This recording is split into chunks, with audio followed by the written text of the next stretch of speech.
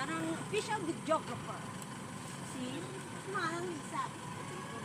Short style lang to, hindi ito Hello brothers and sisters, welcome back again sa ating sharing for bread of God. Today, hindi tayo mag-share ng ating mga nalalaman or ating napag-aralan ayon sa ating Biblia, kundi i-share ko sa inyo yung ganap sa aming event yesterday sa pag-sharing ng blessing. Alam niyo ba brothers and sisters na napakaganda ang isang o kaugalian ng isang tao na 'di ba kasanayan sa atin pang mag-birthday tayo, maghanda tayo ng birthday para sa barkada or mag-jamming tayo, pero mayroong mga tao na ang kanilang mga handa sa kanilang birthday ay ibinibigay nila sa kanilang kapwa. Kagaya lamang nito, sa birthday na ito, instead na maghanda siya ay gin-prepare niya para sa isang maliit na eskwelahan dito sa lugar namin sa Bulubundukin. So, nagpakain kami ng mga kabataan, ginpakain namin ng mga food na pambihira din nila matinatawag na mapunta sa city. Kaya bilang share sa blessing ay hinatid namin dito sa church, sa school ang itong mga pagkain. So itong kaugalian natin ng mga tao, ito yung sinasabi na pagmahal mo ang Diyos at ang Diyos ay nasa puso mo, hindi mo makalimutan ang obligasyon mo sa iyong kapwa. Mas inuuna mo yung kapwa mo kaysa sarili mo. Yes, brothers and sisters, like me, hindi talaga ako naghahanda ng aking birthday.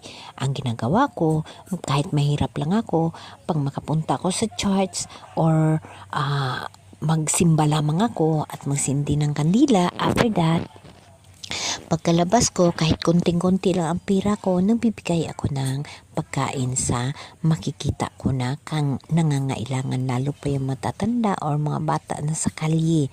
Kahit ilang piraso lang yun, yun din ang kaugalian ko na sa mga ganitong bagay, sa mga ganitong event sa buhay, masaya ho ako na bahagi sa mga ganitong bagay na ang kaligayahan na maramdaman mo sa bigay mo ng tamang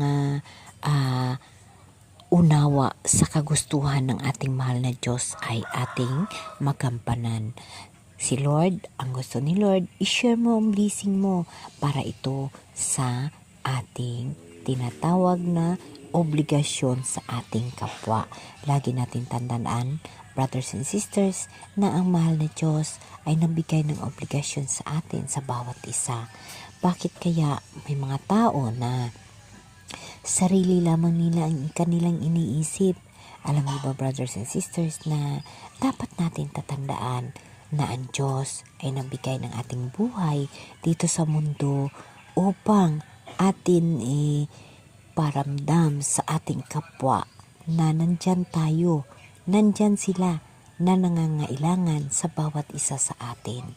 Brothers and sisters, ang buhay sa mundo napakahirap. Ngunit pag bawat isa sa atin, ang Diyos ang samahin natin sa buhay natin at bawat isa sa atin ay magbigayan ng pagmamahal, pag-ibig sa bawat isa ayon sa kagustuhan ng mahal na Diyos, ang buhay sa mundo ay walang problema. At ganon din, ang buhay na darating sa buhay na walang hanggan ay atin na napakahandaan. Alam ng Diyos ang ating mga puso, ang ating mga iniisip. Kaya hindi tayo dapat mag-alala sa ating buhay dahil pag alam ng Diyos na ang Diyos ang priority mo, ang Diyos ang iyong buhay, siya mismo ang bibigay ng mga bagay para sa buhay mo. Mga bagay na kailangan makaprovide ng pangangailangan mo ayon sa kagustuhan ng Diyos. Ang gagawin mo lamang ay magtiwala at umasa sa tulong ng Diyos. Tatandaan natin lagi na ang buhay natin wala ho tayo magagawa pag hindi ho tayo tutulungan ng ating mahal na Diyos. Brothers and sisters, dapat nating alalahanin na ang Diyos nasa puso natin. bawat isa sa atin. So itong aming event yesterday, ito ho yung sharing the blessing na tinatawag na napakaganda ang damdamin, ang nararamdaman mo, excited yung mga bata, masaya ho yung mga bata sa kanilang mga ginagawa na pag-aabang na yearly dumarating sa kanila ang ganitong event sa kanilang school at masaya ho ako na isa ako na nakasama dito upang mag-distribute ng sure sa blessing mula sa birthday celebrant. No? Napakaganda, brothers and sisters, na pag birthday mo, kag may kaya ka lang naman, instead na ibongga-bongga mo, ibigay mo sa mga tao na nangangailangan, napakaganda. Kaya napapasalamat ako sa mga bagay na ibinigay ng mahal na Diyos sa ating mga kapatid na mayroong kakayanan at may kaya na magbigay ng mga tulong at kaligayahan sa mga kabataan at sa kung ano man ng mga tao na nangangailangan ng tulong. Kaya brothers and sisters, lagi nating tatandaan na ang Diyos na sa puso natin.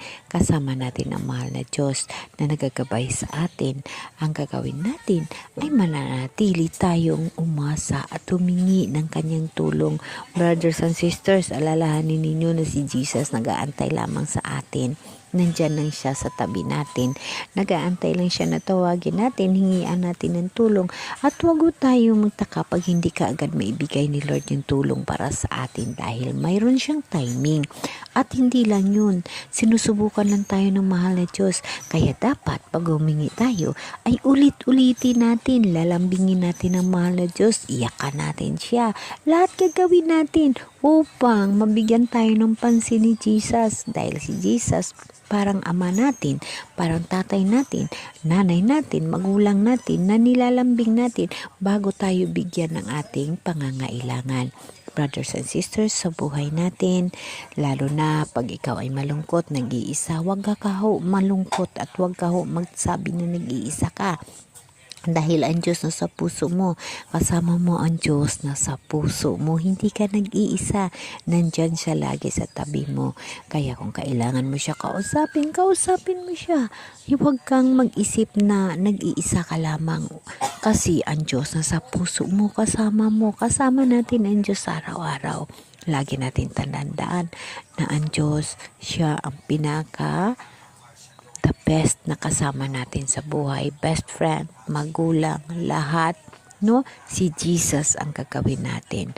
Huwag tayo mag-isip na tayo nag-iisa. Lagi nating isipin si Jesus ay kasama natin sa buhay. Kahit ano pa kahirap ang buhay natin, huwag nating isipin yon.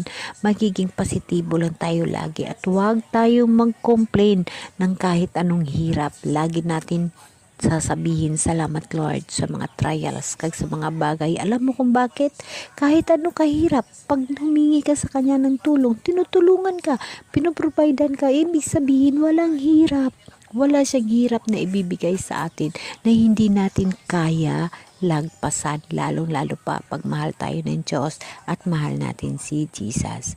Kaya dapat natin laging tatandaan ang mga bagay ay sa mahal na Diyos natin makikita ang lahat na katawayan sa buhay, sa isip, sa puso, sa lahat-lahat.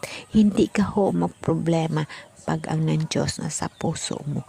Pag ang Diyos ay tumutulong sa iyo at nagkagabay sa iyo, lahat provide ng mahal na Diyos para sa ikabubuti mo. Brothers and sisters, lagi nating tatandaan na ang Diyos na sa puso natin, nasa kapwa natin. Kaya lagi nating titingnan ang mga bagay na kaaya-aya sa mata ng mahal na Diyos. Amen? Amen. Lord, nagpapasalamat ako sa mga bagay na pinagkaloob mo at sa sarili ko. Maraming salamat Lord dahil na binibigyan mo ako ng kaligayahan sa mga ganitong bagay sa sarili ko, sa mga financial, sa pangangailangan ko. Hindi mo ako pinabayaan.